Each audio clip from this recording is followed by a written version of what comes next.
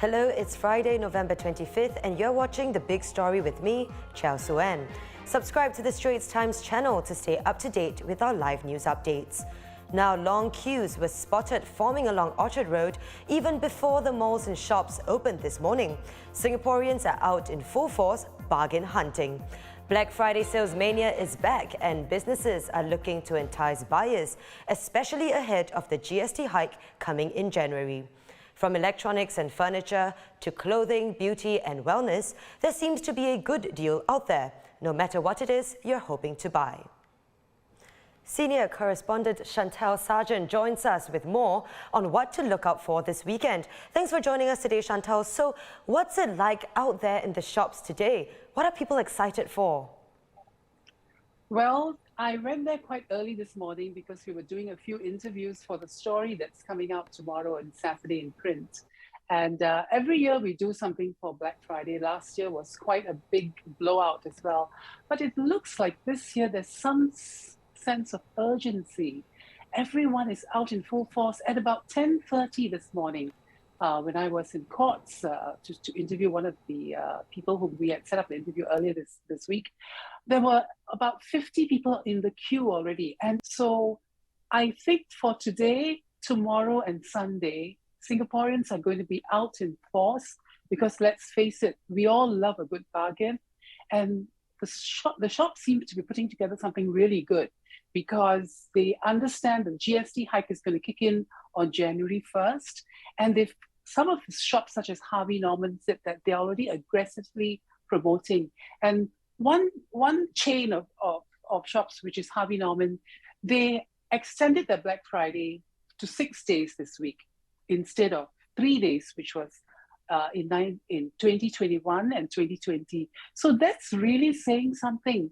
There's a buzz in the air. There's a palpable sense of excitement that you can really, feel when you go to Orchard Road or any of the heartland malls. And people are getting excited because they want to buy the big ticket items. Things like, sofa sets, mattresses, living room furniture, things like that. Those are things people want to spend on rather than pay more for it next year. Sounds exciting. I plan to do a bit of shopping myself this weekend. What are some of the best buys I should be looking out for? According to a YouGov poll, YouGov is this London-based market research consultancy. They recently did a poll in September, and they found that in the poll, the top items are personal care and beauty, fashion apparel, electronic products. These are things which are really flying off the shelves because if you look at Black Friday, there's not just one tier of discounts you get several tiers. Sometimes in courts you can get 3 tiers. Like one of the customers whom I interviewed this morning, she had 3 tiers, which came up to about a $2,000 discount for a CV bed, which costs about, I think, more than $8,000. So she paid about $6,000 for her a CV bed, and she was looking at it for 3 months. She finally decided to buy it today because of all the different tiers, of discounts. You've got like 30% at the beginning, then you've got 10%, another 5%, plus free gifts. So it's not just the discounts that you're getting a lot of other stuff which are all bundled together, and only during the Black Friday to Cyber Monday period. So if you're looking to get stuff which you wouldn't want to pay more for next year, go for it. This weekend is a really good time to shop till you drop. Definitely looking to shop till I drop then. Are retailers, do you think, expecting an exceptionally busy holiday season this year, especially considering that the GST hike kicks in on January 1st? They're all prepared. As far as I can see and from whom I've interviewed, Takashimaya, Tangs, Courts, Gain City, Best Denki, Isetan, the whole gamut of department stores, more than 10 department stores that we spoke to are ready for it. They have aggressive promotions and they have all their staff in full force this whole weekend. So everyone is, really looking forward to a big boost this year. But don't forget, every year in Singapore, year end, especially for the year end, it's a real blowout. I tell you why. Because according to some studies, that have been conducted. The year-end gift-giving period is also a time, it's also a feel-good time, to end the year on a nice note. And even people who are not Christians are also getting in on the act. Christmas, as you know, in Singapore is for everyone. And what I have noticed is the year-end for the last 3 years, even within the period which we call the pandemic, which is from 2020, the year-end sales have been increasing. It's double-digit, so it's really good. It's going up and up. Definitely looks like I'll be shopping for Christmas gifts this weekend. Thank you so much for your time, Chantel. Senior Correspondent, Chantel Sargent. Now here's a bit of a reality check from Singapore's central bank, MAS. It says households should be prudent with their finances and to have some cushion against rising interest rates and inflation in the coming months. This is especially the case when committing to large financial obligations such as mortgage loans. Households here are facing higher borrowing costs as domestic interest rates have risen in line with global rates.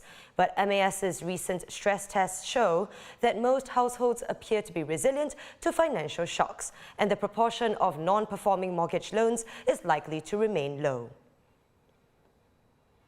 And economic concerns across the causeway as well. Malaysia's new Prime Minister Anwar Ibrahim says his main priority right now is to lower the cost of living for Malaysians. In his first day on the job, Mr. Anwar also revealed that he has started discussions on forming his cabinet, which will be smaller compared with previous administrations. The next issue facing Mr. Anwar will be the budget for next year, which was proposed before the election was called but has yet to be passed. Meanwhile, Singapore's Prime Minister Lee Hsien Loong today shared this picture of him and Mr. Anwar from 2018, saying he spoke to Mr. Anwar to congratulate him and invited him to visit Singapore soon.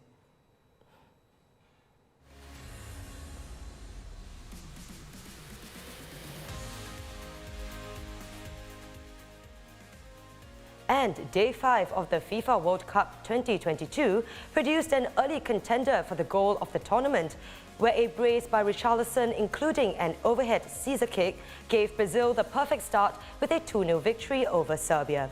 Portugal also kicked off their campaign on a positive note with a 3-2 victory over Ghana. Cristiano Ronaldo put days of negative publicity behind by becoming the first man to score at 5 World Cups. Day 6 marks the start of second round of fixtures in the group stages, with England hoping to keep their good start going against the USA.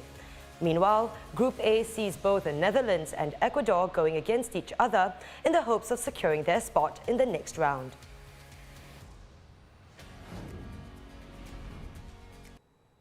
And those are our top stories for today. Visit straitstimes.com for more news and our YouTube channel for more videos. Subscribe by hitting the red button below. I'm Chao Suen. Have a great weekend and I'll see you next week.